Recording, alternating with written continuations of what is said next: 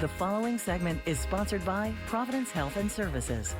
This segment of Afternoon Live is brought to you by Family Matters. Health and education, safety, and the quality of life. KATU and our partners are proud to bring you Family Matters, offering solutions to the hard questions. Because KATU and Providence Health and Services know that family matters. Welcome back to Afternoon Live. If you're experiencing joint pain, then you're going to want to hear what our next guest has to say. We welcome from Providence Hood River orthopedic surgeon, Dr. Mary Skrzynski is with us today. Dr. Skrzynski, thanks for joining us. Today we're talking about joint pain, which is so incredibly common, but what causes joint pain? Well, we could talk for days about what causes joint pain, but in the context of arthritis, usually joint pain is caused by wear and tear and loss of cartilage, and that leads to degeneration and basically a square peg in a round hole. So the joint wears out, the cartilage goes away, and the joint becomes incongruous. It's not a perfect bearing anymore, just like something with a ball bearing, and that's painful. Very painful, and everyday things, right, that you're going to experience this pain. Right. So even the simplest things like climbing stairs or getting in and out of a car or out of a low chair or walking or hiking or getting out of the house to go to the grocery store, those things become painful. And we call those activities of daily living. And people kind of need to be able to be out in the world. So when those things become difficult, it's hard to just live your life. What's been the tipping point that people actually come to you then to get it fixed?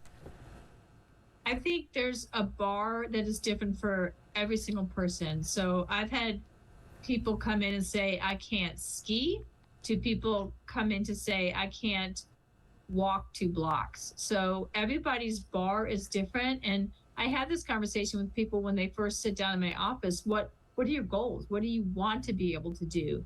Because it may be completely different for a person who's very, very active. They want to get back to riding their bike and playing golf versus someone who wants to be able to play with their grandkids and do some walking and hiking. So true. So what are the options when it comes to joint pain for treatment? Yep. So we usually start it with x-rays to see how much disease someone might have in their shoulder or their knee or their hip or whatever.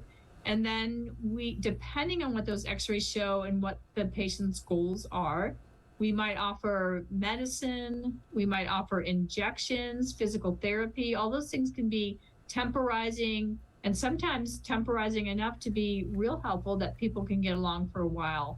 Ultimately, when they cannot do the things that they love to do and be in the world, the last end step is to do a joint replacement. And what does that look like? I like to tell people it's like a retread. So we aren't like taking the whole joint out and chucking it.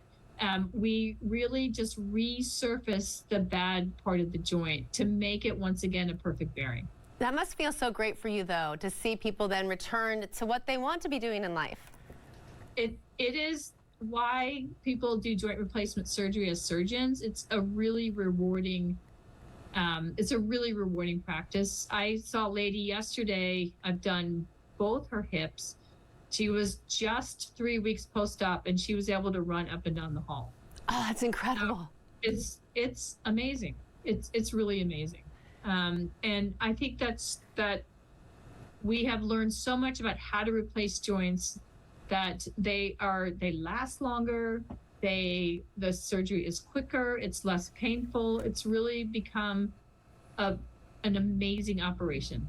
Dr. Skrzynski, thank you so much for all this information and everything you do. Thanks for having me on. Yeah, great talking to you. Yes, we're going to have more information. Just call 844-943-1070, and we'll have more information on our website as well at KATU.com. But don't go away. Afternoon Live, we'll be right back.